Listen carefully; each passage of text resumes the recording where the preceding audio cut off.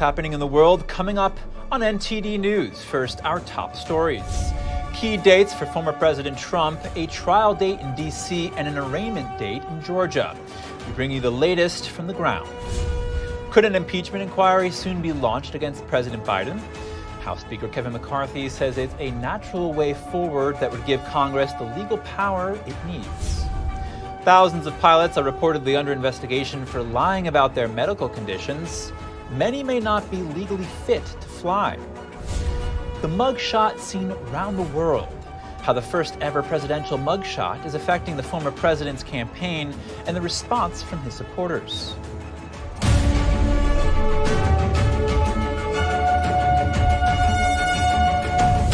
Welcome to NTD News Today. I'm Chris Beers. Our top news: a trial date has been set in the Justice Department's election subversion case against former President Trump. Joining us live is NTD's Iris Tao from outside of the federal courthouse in D.C. Iris, what's the latest there? Hey, good afternoon, Chris. So today, federal judge Tanya Chutkan has set a trial date of March 4th in 2024 for the 2020 election case here in Washington, D.C. And that day, of course, is just one day before Super Tuesday, which is when 15 states will hold their primaries. And this is also just 2 months later than what the federal prosecutors have originally asked for. They were asking for a speedy trial and asked for a date in January 2024. But Trump's lawyers were arguing for a much later trial date in April 2026, saying that they needed years to go through the documents presented to them to ensure a fair trial. So this morning, Trump's lawyers sparred with federal prosecutors at this federal courthouse right behind me over the issue of a trial date. And Trump's lawyers in their court filing said that if all the documents, which were more than 10 million pages presented to them by the Justice Department, if they were all printed out, it would amount to a tower 8 times the height of the Washington Monument, meaning that it's a ton of materials they will have to read. But federal prosecutors fired back, saying that it's not like they have to go through every single page of them, and that some of the materials have already been presented to them much earlier.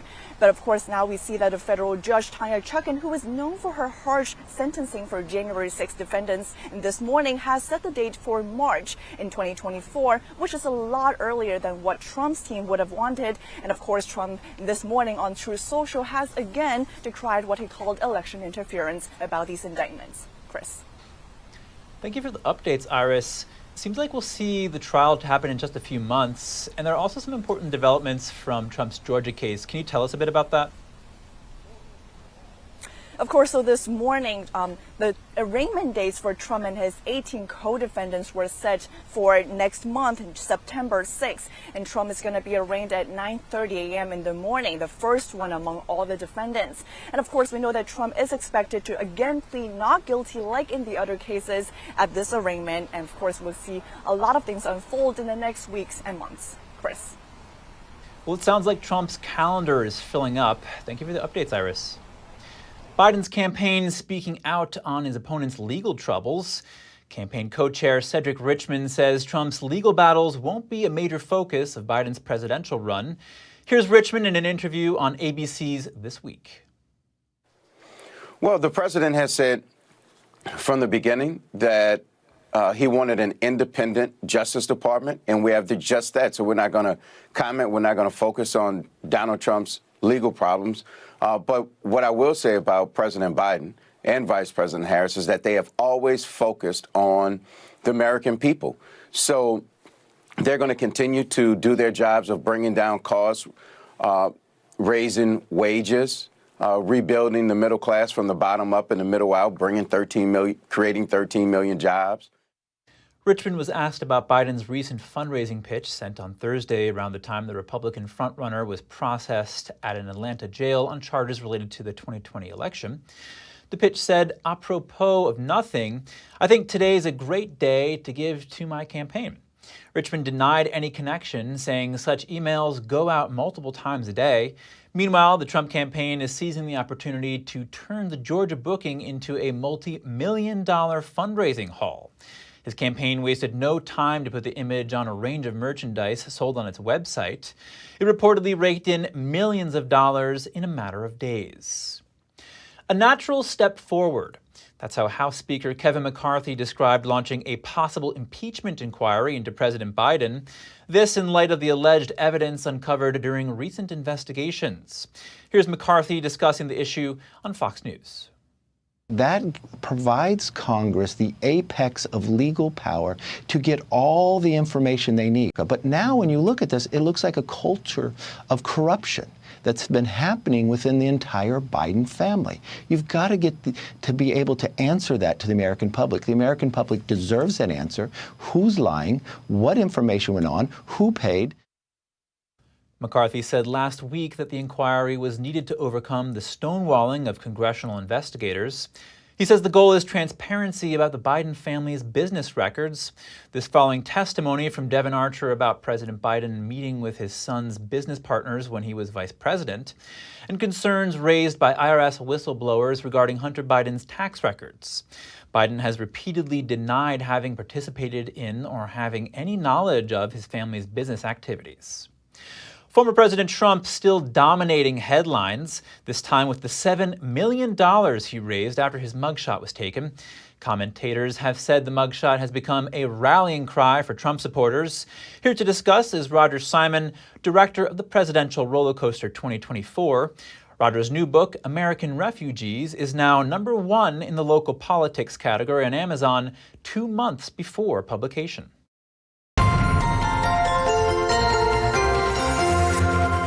Roger Simon, thank you for joining us again. Pleased to be here as usual. Roger, Trump raised over $7 million after getting his mugshot taken. How is that photo affecting his campaign? I think it's probably a net positive, but it's certainly affecting his bank account. I mean, I ordered one. I don't know anyone who didn't. It's probably the great souvenir of 2023. It'll probably decorate more bathrooms than anybody in anything known to man. Right. I mean, there's versions of the mugshot mug that make him look bad, and there's some that make him look good. Yeah. Well, there are as many as feelings about Trump, as we all know. I mean, Exactly. There's some people who hate him more than Hitler and other people who like him more than Jesus. So what are you going to do? Exactly. Now, Representative Andrew Ogles, a Republican from Tennessee, said the mugshot has become a, quote, rallying cry for Trump supporters. Why do you think he said that? Well, first of all, I know Andy very well, and he's my congressman, as it happens, also a friend, and he said that probably because it makes him look good. That's what congressmen do. Yeah, I think it could be a bit of it is a rallying cry for some, but that's why congressmen who are political animals say what they say. Let's be honest. And why does it make him look good in your mind? Because, this is the legal system turned into politics completely. I mean, the Georgia charges are using RICO charges that are intended, for the mafia, and they're ridiculous. And I'm curious to know why Trump I learned online very short time ago, has shaken up his legal team in Georgia. So I don't know what that means. Not usually good. Sure.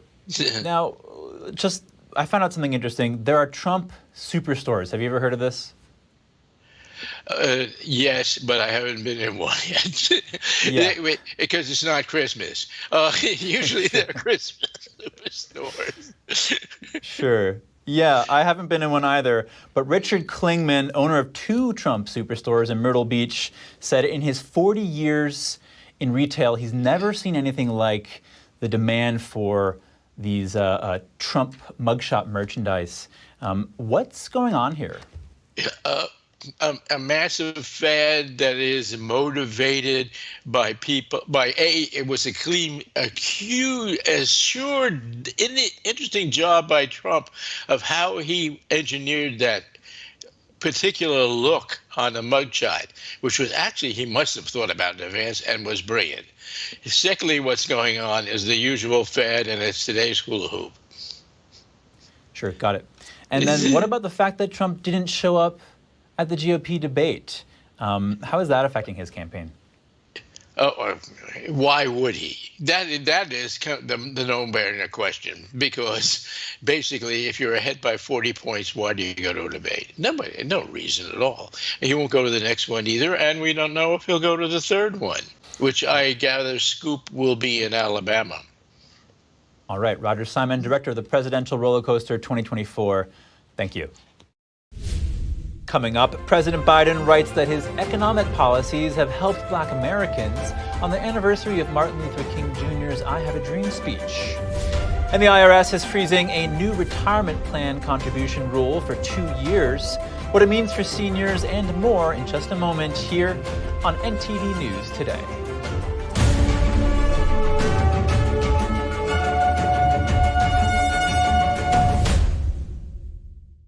Did you know ESG is impacting every part of your life? From rising gas prices to global food shortages to out-of-control inflation, even losing your freedom of speech and being censored on the internet. It's all being driven by ESG ideology. Who's in control? What can you do about it? Find out in The Shadow State, the first documentary exposing ESG. The ESG movement of governments and corporations operates in the shadows. Only the light of truth can expose it. Watch The Shadow State documentary, streaming now. Anyone who's ever sold a home will tell you it's really hard. And it's one of the biggest financial decisions you'll ever make.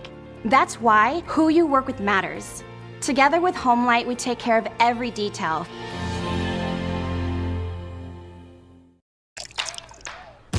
You're not gonna get it all right.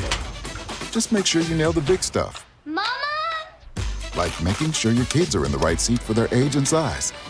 Get it right at nhtsa.gov/the-right-seat.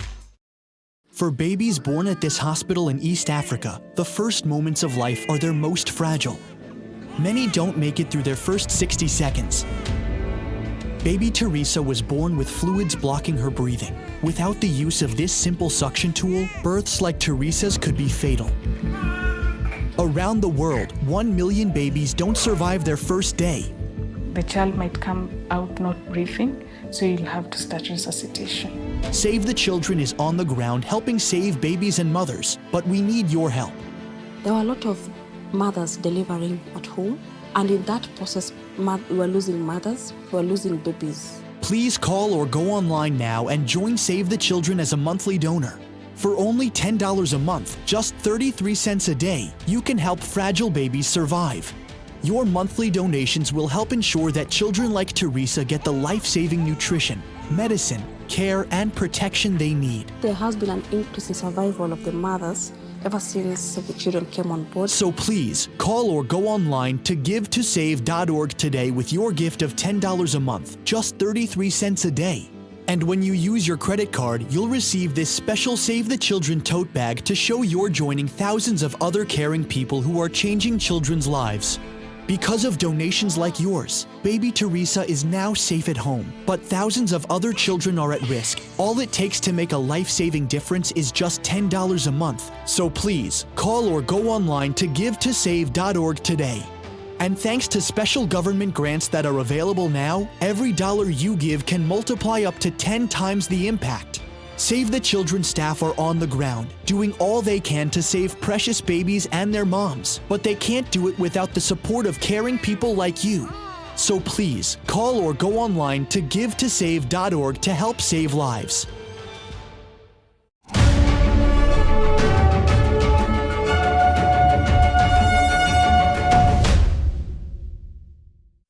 Welcome back.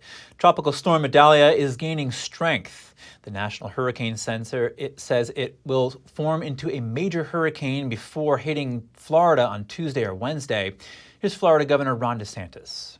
90 miles south of Cuba, Tropical storm Idalia continues to gather strength. It will become a hurricane today, and it is forecast to reach landfall as a major hurricane, a Category 3. As of today, Idalia has maximum sustained winds of 60 miles per hour. Fears are high that the storm could bring life-threatening surges and flooding. DeSantis has urged residents to have a plan and a stocked supply kit. Half of Florida counties have declared a state of emergency. The White House said President Biden has approved the state's response to the tropical storm. And the latest on the Maui wildfire probe, Hawaiian Electric says it did not remove any evidence related to the wildfire investigation. This is as it faces multiple lawsuits over the fires. The Washington Post was the first to report the utility may have removed evidence from the scene in Lahaina. But a spokesperson for Hawaiian Electric says the Post story is not accurate and that the utility is letting investigators access any equipment that was removed. The company is facing multiple lawsuits from people who say it should have shut down power lines ahead of the fire due to high wind and red flag warnings. The fires are to blame for 115 deaths, and nearly 400 people are still listed as missing. The president today saying Bidenomics helps Black Americans. Let's check some polls for how the people are seeing it. The Washington Post published President Biden's opinion piece on the 60th anniversary of Martin Luther King Jr.'s I Have a Dream speech. In it, the president says he and Vice President Harris have advanced equity for all, and he specifically points out Black Americans. He praises his economic policies and executive orders and writes that he and Harris are continuing Dr. King's work. He comes amid Associated Press polls showing 62% of respondents disapprove of Biden's handling of inflation, while 34% approve. Another poll cited by Fox News reportedly showed 35% of Black Americans disapprove of Biden's handling of the economy, and a spring Washington Post Ipsos survey shows just 17% of Black American respondents support Biden's re-election. Thousands of pilots allegedly lied about their medical conditions. Many might not actually be fit to fly.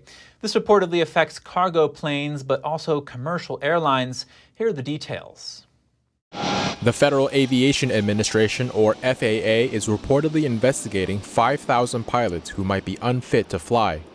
That's according to the Washington Post, which reports that the pilots in question are veterans who used to fly for the military. Thousands of pilots allegedly fail to disclose to the FAA that they collect veterans' benefits for disabilities. Those disabilities could render them unfit to fly, but disclosing them to the FAA is required by law. Out of the 5,000 pilots under investigation, 600 reportedly fly for commercial airlines. The rest fly cargo planes, corporate clients, or private tours. Experts say not disclosing health problems poses a serious danger.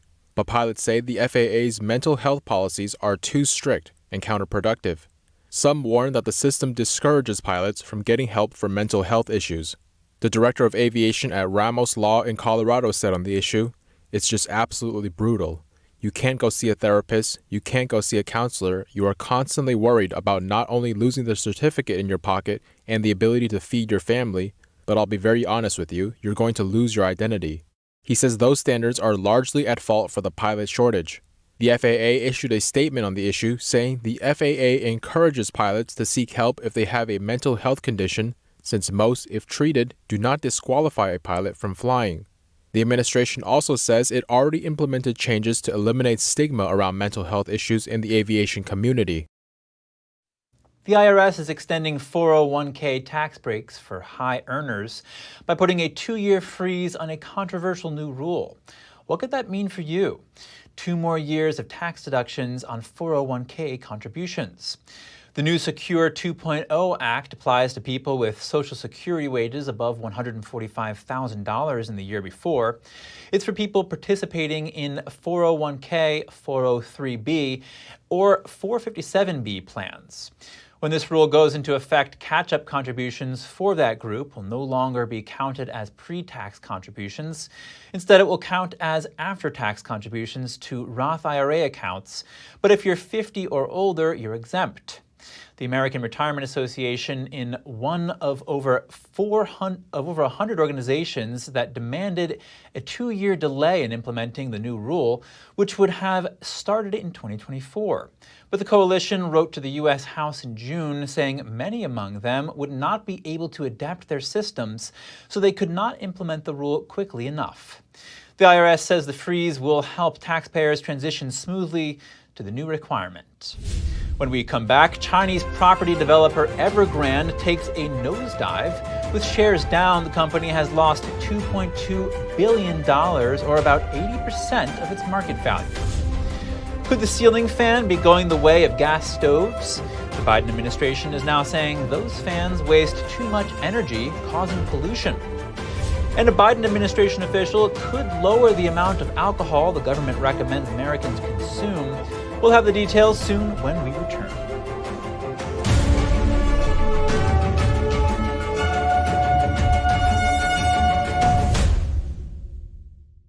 Coming up on our next installment of America's Hope, 60 years ago, the Reverend Dr. Martin Luther King Jr. delivered his famous I Have a Dream speech during the 1963 March for Jobs and Freedom. 60 years later, the question is still being asked, how far have we come beyond the dream?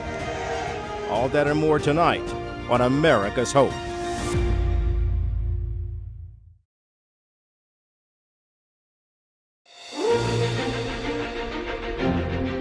NTD's Capital Report. It's about getting answers, cutting through the fog of politics. It's about your questions and our chances to ask. What is the net impact of the American Congressman Graves? Thank you for joining us. We're speaking to those in power to find out what does this mean for the people.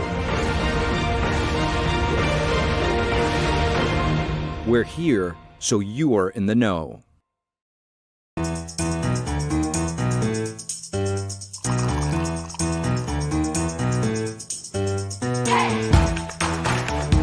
Good morning. I'm Evelyn Lee. And I'm Kevin Hogan.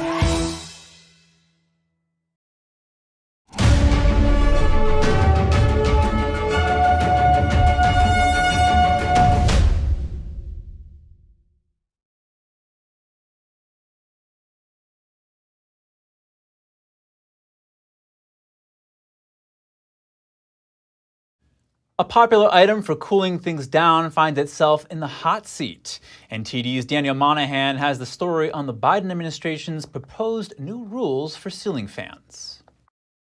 The Department of Energy has come up with some new rules that would impose energy efficiency standards on ceiling fans. The move follows similar restrictions unveiled against other household appliances like gas stoves and generators. The agency estimates that consumers could save around $4 per year with its new guidelines, while manufacturers may have to shell out about $87 million annually in increased equipment costs. The DOE's ban on gas stoves also projects meager savings for consumers, a figure recently updated to an even lower amount. The Association of Home Appliance Manufacturers says the original proposal to save consumers 13 cents per month in utility costs has been revised to just 9 cents per month. At that figure, the projected savings will come to just about $1 a year.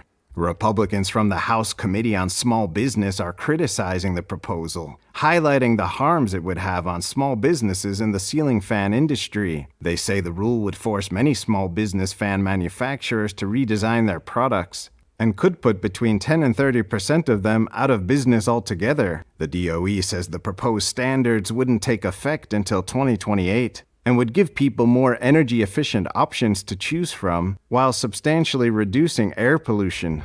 Around 85 million American households use at least one ceiling fan, with a quarter using 4 or more. Daniel Monahan, NTD News. A Biden administration official says the U.S. may further limit the number of alcoholic drinks it recommends Americans consume and could even follow Canada's example. George Koob is the director of the National Institute on Alcohol Abuse and Alcoholism. He told the Daily Mail there are no health benefits to drinking alcohol and that federal recommendations are not likely to increase the amount of recommended drinks, but could decrease them to be on par with Canada's recommendations. Right now, the U.S. recommends no more than 2 drinks a day for men and 1 a day for women. In Canada, the recommendation is no more than 2 drinks per week. U.S. recommendations are up for review in 2025. Republican Congressman Troy Nehls told Fox News that Washington has no business advising Americans on alcohol consumption. He called it part an effort to control every aspect of people's lives. The Distilled Spirits Council Vice President of Science and Health said officials should have scientific backing before making new recommendations. China's property woes continue. Shares of indebted Chinese property developer Evergrande fell nearly 90% on Monday. Here to discuss the situation surrounding Evergrande is my friend and colleague, NTD Business's Don Ma. How are you, Don? I'm good, Chris. Yourself? Pretty good. Tell us what happened here. Sure, Chris. So Evergrande resumed trading on the Hong Kong Stock Exchange. Actually, trading of the stock was suspended for about 17 months since March 21 of 2022. So if Evergrande didn't resume trading, it could have faced a possible delisting actually from the exchange. So that's because a company whose shares have been suspended for 18 months faces this possible outcome on the exchange. So the company resumed trading after it said it had fulfilled all the conditions by the Hong Kong Stock Exchange. But as you mentioned, Chris, its shares fell as much as 87% today. It's literally becoming a penny stock. It lost $2.2 billion, or almost 80% of its market value. Why did its shares fall so much, Don? Well, Chris, I think it just shows the level of confidence among investors surrounding the company. You can basically see this as a vote of confidence. But, aside from that, the company is also delaying crucial restructuring meetings with international creditors in Hong Kong. Evergrande delayed the meeting for about a month, where creditors were supposed to vote on its restructuring plan. So this is also adding to the uncertainty over this plan. But other than that as well, Evergrande also reported its January to June losses, which was about $4.5 billion. Evergrande still the most indebted Chinese property developer. And let me just put this into perspective for you of how much their shares have fallen. The company has now lost 99% of its market capitalization since its peak in 2017. And by the way, Chris, resuming trading is actually a crucial step for the company to restructuring its offshore debt. But it seems like it's not off to a good start. Wow. Will this company be able to continue operating in the future? Well, I certainly hope so. Evergrande said its ability to continue will depend on a successful restructuring plan and successful negotiations with lenders on repayment extensions. But, I don't know how happy creditors are going to be when you delay your restructuring meetings just hours, actually, before it was supposed to start. Evergrande needs approval from more than 75% of the holders of each debt class to actually approve the restructuring plan. Some analysts are saying that the reason for the delay is actually because Evergrande didn't feel like it had enough votes. And the fact that your shares fell 87% on the first day of resuming trading probably doesn't help with getting votes either, Chris. All right, thank you, Don. Thank you. Coming up, the U.S. seeks a short extension to a long-standing science and tech agreement with China. That's despite some lawmakers saying it's not safe. And the founder of tech giant Foxconn announces his bid for Taiwan's presidency. How good are his chances in the next election? More shortly here on NTD News Today.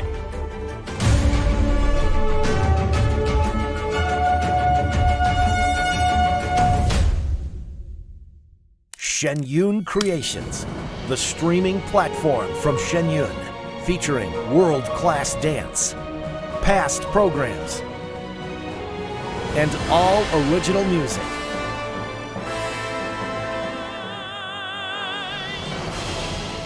Masterclasses, behind the scenes, comedy, and more.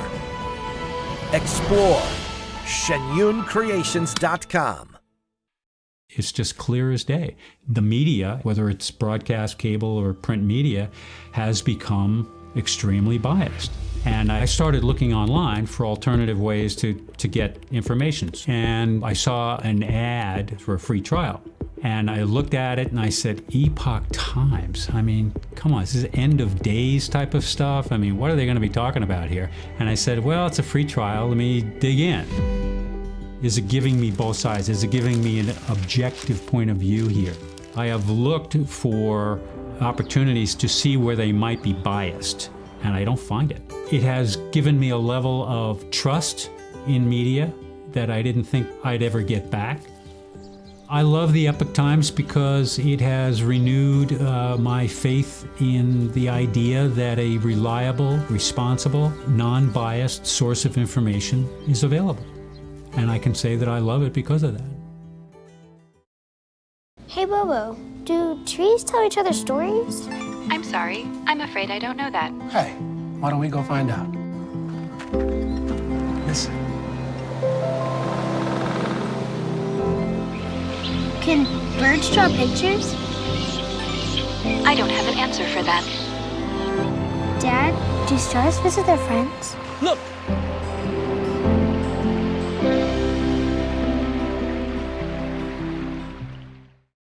Stay tuned to get 2 rolls of alien tape free. You wouldn't stick your mother-in-law on the wall, but you could with alien tape. It just sticks. Just peel and stick to make anything stay in place quick. Brick, pavers, marble, tile, plastic, even leather. Nothing works better than alien tape.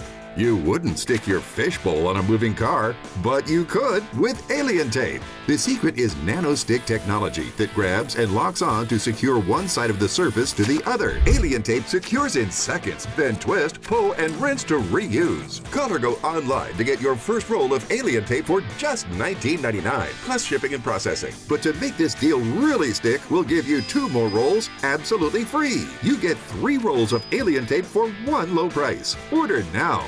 To order, call 1-800-490-1364 or go to tryalientape.com. So call 1-800-490-1364 or order online at tryalientape.com.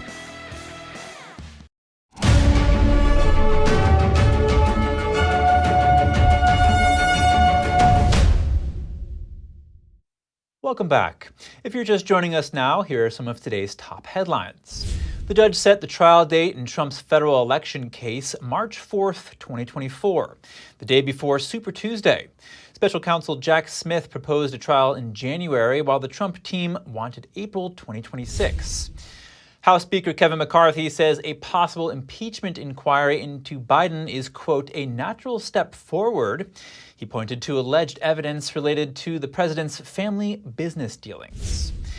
And Hurricane Idalia is on track to hit Category 3 before hitting Florida. Governor Ron DeSantis urges residents to stock up and make evacuation plans.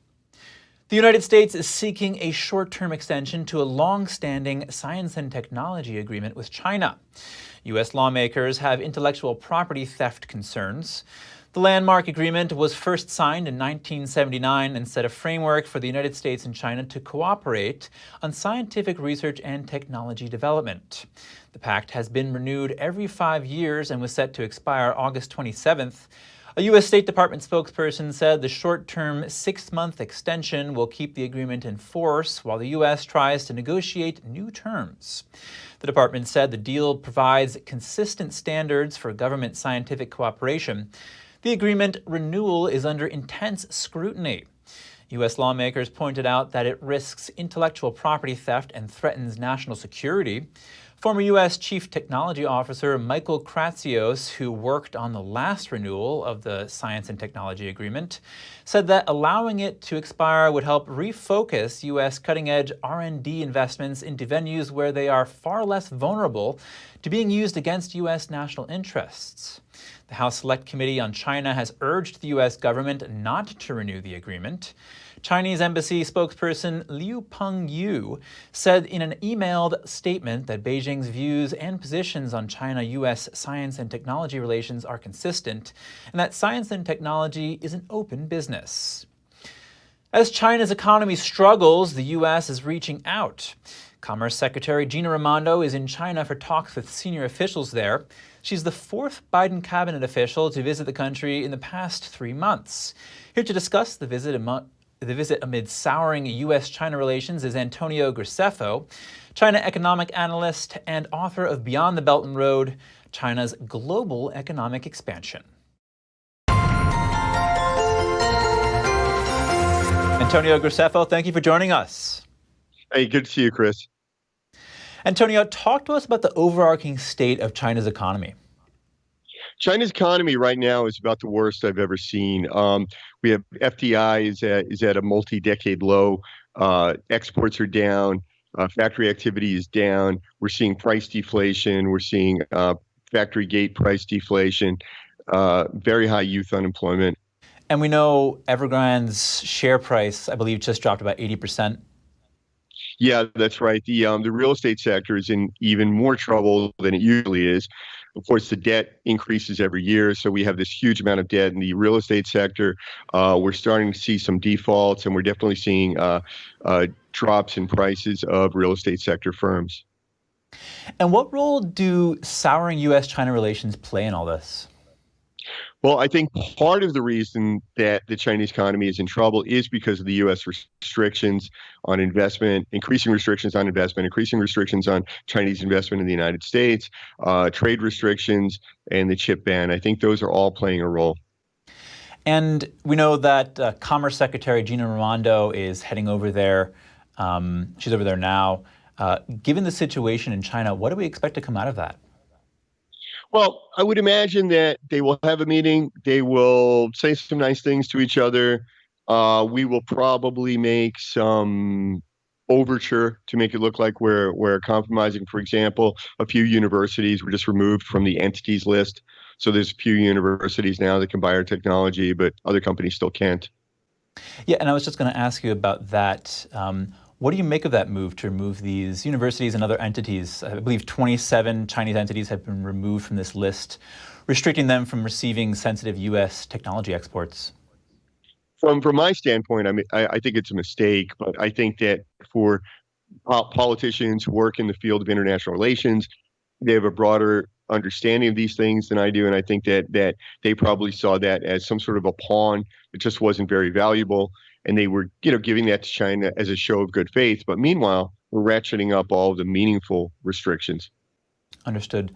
Now, Su Yun, a senior analyst at Taiwan's Institute for National Defense and Security Research, has said that China's economic predicament was created by the CCP itself.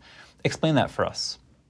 Absolutely. First of all, as soon as you have a communist economy, as soon as you have a non-market economy, you're going to have economic problems. By definition, communism causes market distortions. And we know that free markets grow faster and create a higher standard of living for people than any other type of system. And what's China looking to do to take care of this economic situation? I am not sure what China's move will be. What I will say is that over the past just 3-4 months even, they've intensified the rules like the foreign policy legislation, the national defense legislation, intelligence legislation, counterterrorism legislation. And all these things together are just making it less and less attractive for foreign companies to open in China or to take investment in China, which is driving away the FDI, driving down the job creation, driving down the exports. I just don't see how CCP policies are helping the economy. They're hurting it. Antonio Graceffo, thank you for your time. Thank you, Chris. The founder of major Apple supplier Foxconn is running for Taiwanese presidency. Terry Go announced his candidacy today for the January elections. Gore is the fourth person to throw his hat in the ring, but his poll numbers before his announcement put him well behind the frontrunner, the ruling Democratic Progressive Party's William Lai, who's currently vice president. The 72-year-old stepped down as Foxconn chief in 2019.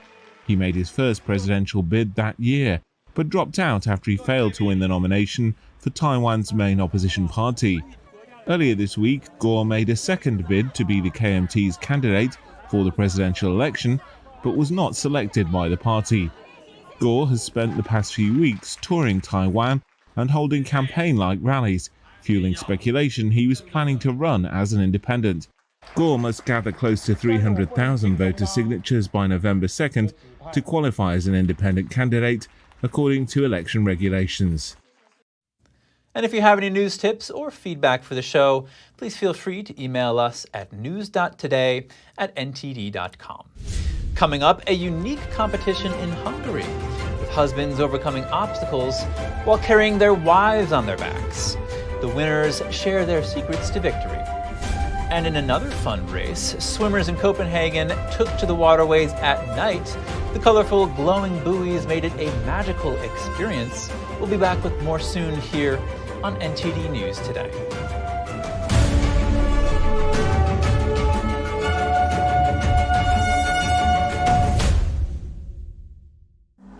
Life doesn't always give you time to change the outcome.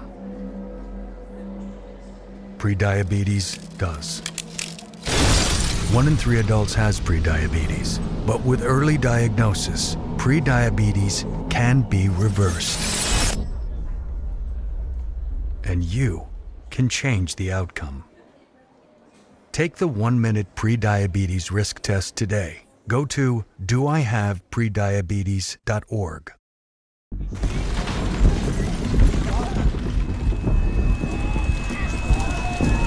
To a child, this is what conflict looks like. Children in Ukraine are caught in the crossfire of war, forced to flee their homes. A steady stream of refugees has been coming across all day. It's bitterly cold. Lacking clean water and sanitation, exposed to injury, hunger.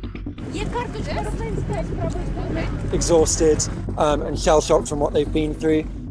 Every dollar you give can help bring a meal, a blanket, or simply hope to a child living in conflict.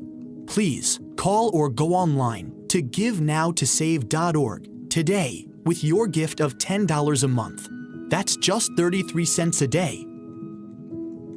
We cannot forget the children in places like Syria, born in refugee camps, playing in refugee camps, thinking of the camps as home. Please call or go online to givenowtosave.org today with your gift of $10 a month. Your gift can help children like Ara in Afghanistan, where nearly 20 years of conflict have forced the people into extreme poverty.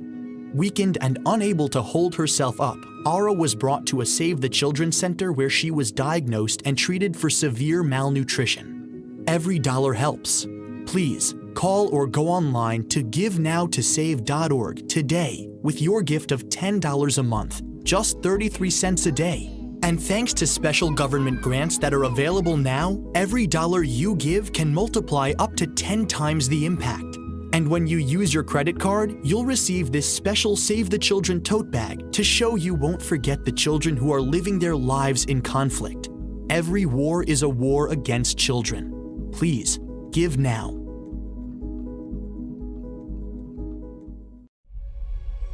It's a painting that is peaceful.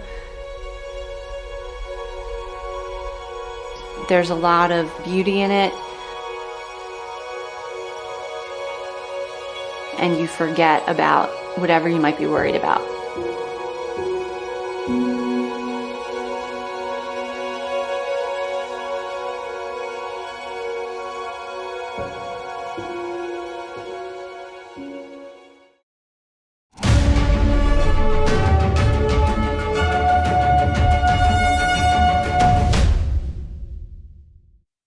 Welcome back.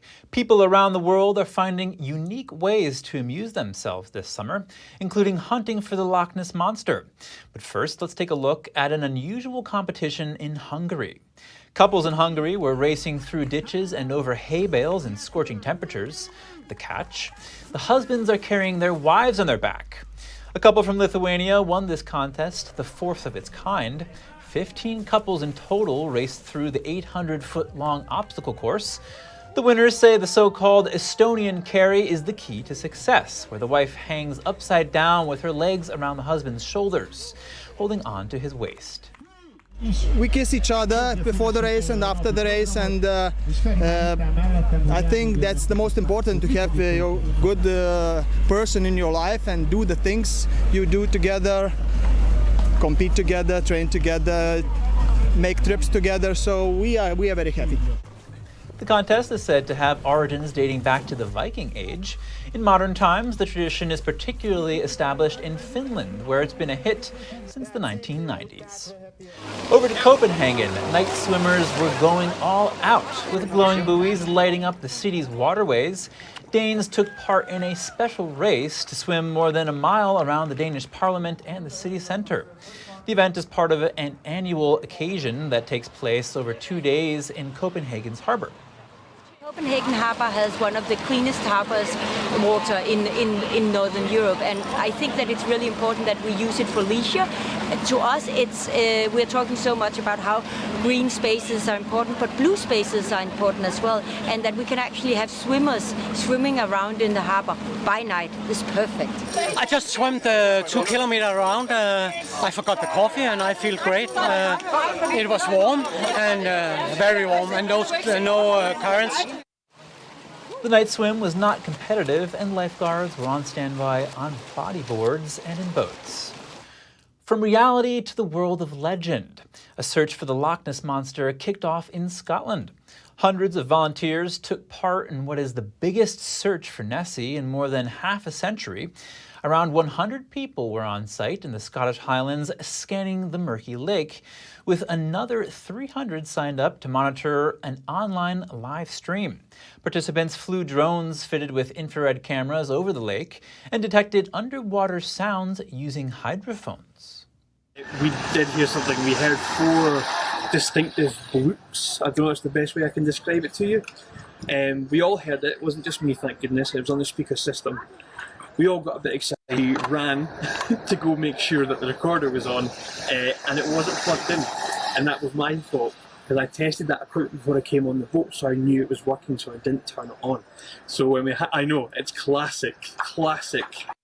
In 2019, scientists analyzed DNA traces to rule out the presence of large animals such as dinosaurs, concluding that the fabled Loch Ness Monster could possibly be a giant eel. What are electrolytes? How important are they? And where do you get them from? Let's hear from Gina Marie with Strong Mind and Body.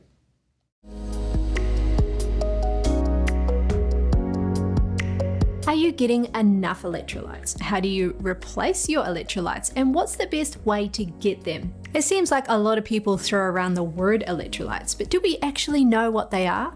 Electrolytes are electrically charged minerals or compounds. They are found in your blood, tissues, urine, and other bodily fluids. There are 6 electrolytes: calcium, chloride, magnesium, phosphate, potassium, and sodium. Levels of electrolytes fluctuate as the amount of water in your body changes. Ideally, the amount of water you consume should equal the amount you lose or eliminate. You can upset this balance by, say, sweating excessively and not drinking enough water. Other things that can cause your water balance to change are the use of some medications. Examples include steroids, laxatives, diuretics, vomiting, malabsorption due to digestive or intestinal issues, chemotherapy treatments, chronic respiratory problems, elevated blood pH, and kidney or liver problems. Electrolytes are important because they are involved in several life-supporting activities. These include regulating the fluid levels in your blood plasma and body, moving nutrients into your cells, transporting waste materials out of your body, keeping your body's acid-base pH level in the normal range, enabling your muscle contractions including your heartbeat, transmitting nerve signals from your muscles, heart, and nerve cells to other cells, helping your blood to clot, and assisting in the formation of new tissue. Now you know why people are so adamant about getting enough electrolytes.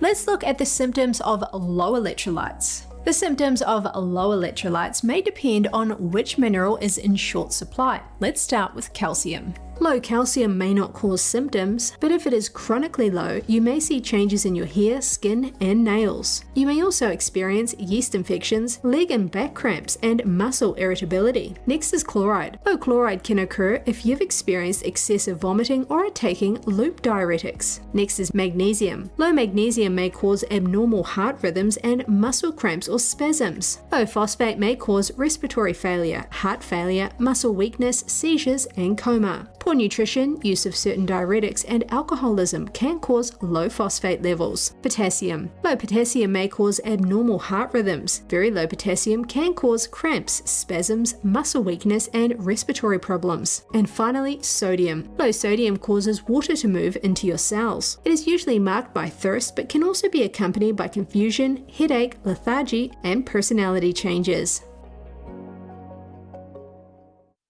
Thank you for tuning in today. I'm Chris Beers.